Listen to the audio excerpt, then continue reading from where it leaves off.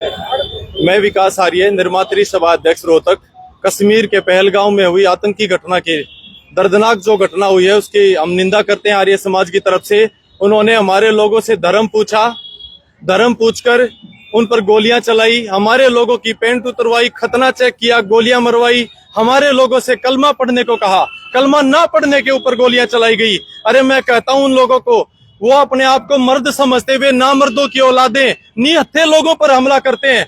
हम उनको मर्द तब माने जब वो हमारी इंडियन आर्मी को आमने सामने आकर चेतावनी दे, तब हमको मर्द माने। हमारे लोगों को आमने सामने आकर चेतावनी दे।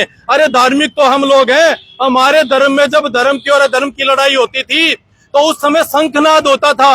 सूर्यास्त के समय और सूर्योदय के समय कोई शंखनाद के द्वारा ही युद्ध शुरू होता था और युद्ध खत्म होता था। उस समय किसी को कोई खतरा नहीं था। लेकिन ये कायर लोग, ये अपने आप को मर्द कहने वाले कायर लोग, ये अपने आप को कायरता से हमला करने वाले लोग अपने आप को मर्द कहते हैं। मैं इनको नामर्दों की औलाद कहता हूं। अगर इनमें थोड़ा सा भी मर्दानगी का बीज है तो ये आमने सामने आकर लड़ाई करे। और मैं अपने देश के युवाओं को एक संदेश देना चाहता हूं। मेरे देश का युवा धर्म को भूल गया। हमारे ग्रंथों में गलत नहीं लिखा, धर्म एवं हतो हंति धर्मो रक्षति रक्षित है, तस्मा धर्मो न हंतव्यो मानो धर्मो हतो वदित। रक्षा किया हुआ धर्म तुम्हारी रक्षा करेगा और रक्षा मारा हुआ धर्म तुम्हें एक दिन मार देगा। आज हमारे देश में निरंतर हत्याएं हो रही है इस आतंकवादी जिहादी मानसिकता के द्वारा।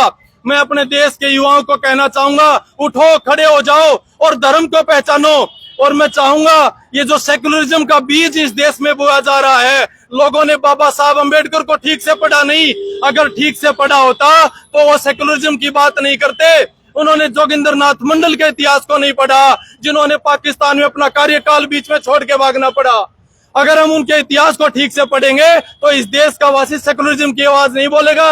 आज सेकुलर आवाज विचारधारा क्या कर रही है? अरे मेरा क्या, मेरे परिवार का थोड़ी कोई मरा है, मेरे नजदीक का कोई मरा है, मेरे से लाखों कोस दूर है कश्मीर और बंगाल, मुझे क्या। इस सेकुलरिज्म विचारधारा को हमने जड़ मूल से खत्म करना होगा, तब ये देश उन्नति की तरफ बढ़ेगा।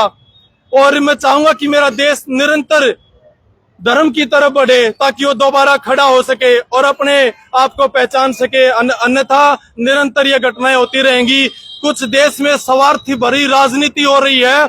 कोई इसको कांग्रेस और कोई बीजेपी कह रहा है कि ये चुनाव के नजदीक ऐसा होते हैं। अरे ये आतंकवाद 1000 साल से इस देश को खोखला कर रहा है, इस देश की कब्र खोद रहा है। हमारे देश की बहन बेटियों को दो दिनार में बेचा गया। उनको पीड़ा नहीं होती कि आतंकवाद पहले से चला हुआ है। इसका जड़ मूल विनाश जरूरी है। आज बड़े बड़े नेता आतंकवाद की परिभाषा नहीं दे पाते और मैं कहता हूं ये इस्लाम आतंकवाद है। जो लोग कुरान को मानते हैं, मेरी मत मानो, आप कुरान को पढ़कर देखो। जो व्यक्ति कुरान को पढ़ेगा उसमें साफ लिखा है कि हिंदुओं को, यानी कि गैर मुसलमान हिंदू मुसलमानों को छोड़कर कोई भी हो, मौका मिले परस्त कर दो, गर्दनें काट दो। ऐसा कुरान में लिखा है, हम लोग नहीं बोल रहे। आप लोगों को विश्वास न हो तो आप कुरान उठाकर देख लो। धन्यवाद।